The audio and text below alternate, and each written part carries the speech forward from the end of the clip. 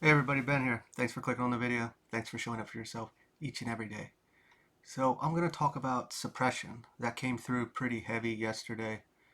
Uh, and I don't think if you're in a good mindset, you should watch. You'll probably get triggered a lot.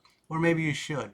Because at the same time, that's going to give you direction. It's going to show you a wound or trauma. So when we really think about it, what was coming through the topic was focusing on uh, how we are suppressed and we are uh, fighting or arguing for the external to correct that, to stop treating us a certain way, which there is a valid time for that. I'm not saying that the external things that they do is acceptable, but what's really going on that came through had to deal with more of a core thing that's internal. And when we think about this, you know, we can look at the big ones like race, gender, and then just authorial figures, workplace, relationships, uh, equality, all these things that are fault in the external. And the majority of this is the people fighting for the external to treat the others differently or better are in a place of wounding of this. And what's coming through is, and this is just natural, how the mirror works and our traumas and our emotions. And when we, no matter what took place, what is corrected in the external, they're never going to be satisfied because it's a still wound in here. And this gets into how the external, our internal is reflected out. So, sure, we can blame, and yes, there are things that happen in the external. There is. I'm not taking that away. And I'm not taking away what took place to the individuals or the wounds that are there from the external. That is all real. Yes, it is. But what is taking place here is, well, number one, there's a lot of anger and frustration in this when it was coming through, and you'll probably see this through here as well, because it is it is something to be angry about, but the anger is in here. And when we, naturally, when we have a wound in here, a frustration, a trauma, whatever you want to call it, a sadness, a hurt, we often project it out. It is a mirror. Our inside feelings and emotions are projected out. Whether we can, this can be done negatively, or naturally. Let's just look at people call, people with bad personality traits. Those people project all their feelings of themselves out and onto others. And they say, no, you did this, or you're this way. And because you're doing this, or change your way so I feel better, all these things is internal. These are their own struggles. These are their own wounds. And they project them onto others to say, do this. And then when we would do something to, validate that, they would feel better, but they're not going to feel better. Nothing's going to change because it's inside. So now let's go back to the suppression. When we feel this way about ourselves, we don't see it that way. We see it that it's in the external, that they're treating me this way, that they're saying this, that they're not changing their ways, they're not acknowledging me, they're not doing any of these things. And if they would just change how they're doing things, I would feel better or I would feel accepted. And that's never going to work. It's not going to fulfill us because the wound is in here. And until we stop suppressing ourselves, however that may be, granted, we talked about the big things like race and gender, but it also has to do with our voice. If you just made this a more safe place for me to talk, I could say this, or I could stop being a people pleaser, or I'm not afraid of confrontation. I don't have the strength to stand up for myself. You need to open this, make it a more, what's it called, glass door or something, make it a more even playing field for me to uh, feel comfortable in these situations. And this anger and frustration is projected out onto the external because they're making it this way or they're doing whatever they're doing. This anger and frustration is actually deeply embedded inside us, in a way that we are mad that we don't have the strength or the self-love or the self-acceptance or the confidence or the authenticity to stand here free in our own space, and instead we need the external to make us feel safe. And this really goes into, I say this a lot, of how the majority of society is driven on an external satisfaction or acceptance, or validation is the main word. They need to validate our emotions, no matter what it is.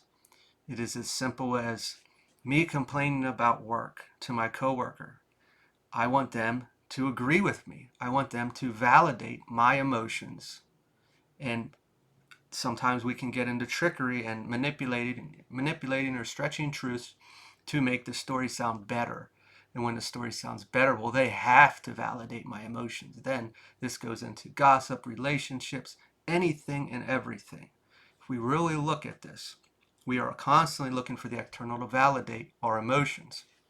So if we are really suppressed, we're going to watch things that make us feel more suppressed, because it's going to validate. Or hearing these stories, it's like, yeah, I know they're bad, I know they're bad, I know they're bad, or whatever it is. They're doing this and this is why I feel the way I feel. And if they just changed, I'd feel better.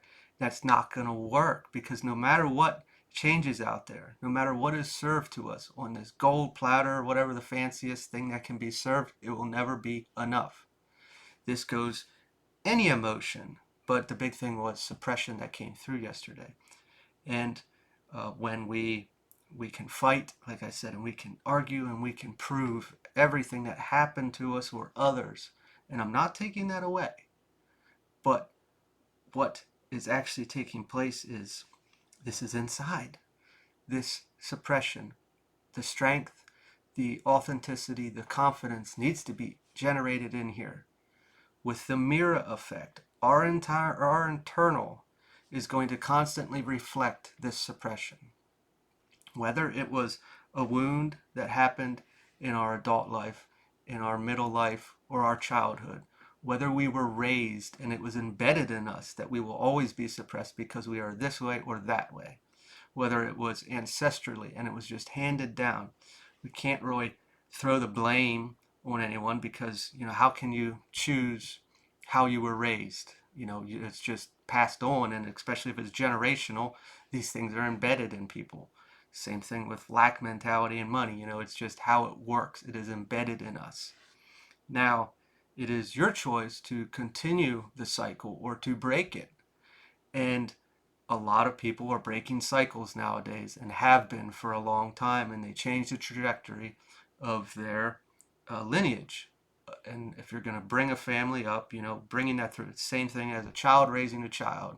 It is an adult that hasn't healed their childhood wounds and embeds them into the child that they are raising, and the cycle continues. This is why we call things genetic and ancestry.